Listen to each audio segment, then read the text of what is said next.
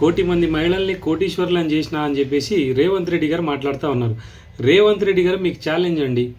ఒక్క కోటి మంది మహిళలు కాదు, ఒక్క 500 మంది మహిళల్ని వాళ్ళ అకౌంట్లో ₹1,00,00,000 ఉన్నట్టు వాళ్ళని కోటీశ్వర్లను చేసినట్టు ఒక ప్రెస్ మీట్ పెట్టండి రేవంత్ రెడ్డి గారు మహిళల్ని పెట్టుకొని. ఈరోజు పండగ పూట చీర ఇచ్చిన అని పదే పదే మాట్లాడుతూ ఉన్నారు. ఇప్పుడు ఎవరి పండగ ఉంది?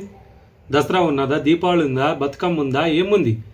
ఏ పండగకు చీరలు ఇచ్చారు మీరు? దసరాకి ఇవ్వాల్సిన చీరలు 2 సంవత్సరాలు ఎగ్గొట్టి ₹150 చీర ఇప్పుడు ఇందిరాగాంధీ గారి పుట్టినరోజుకి ఇచ్చి, ఇందిరాగాంధీ పుట్టినరోజు మీకు పండగ రేవంత్ రెడ్డి గారు, తెలంగాణ రాష్ట్ర ప్రజలకు కాదు.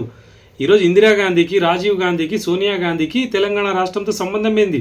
వాళ్ళేమైనా ఈ తెలంగాణ రాష్ట్రాన్ని రావడానికి వాళ్ళు ఏమైనా పోరాడిరా? లేక నువ్వు రేవంత్ రెడ్డి గారు మీరేమైనా పోరాడిరా?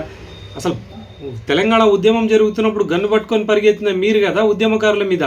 ఈరోజు మీరా మాట్లాడేది?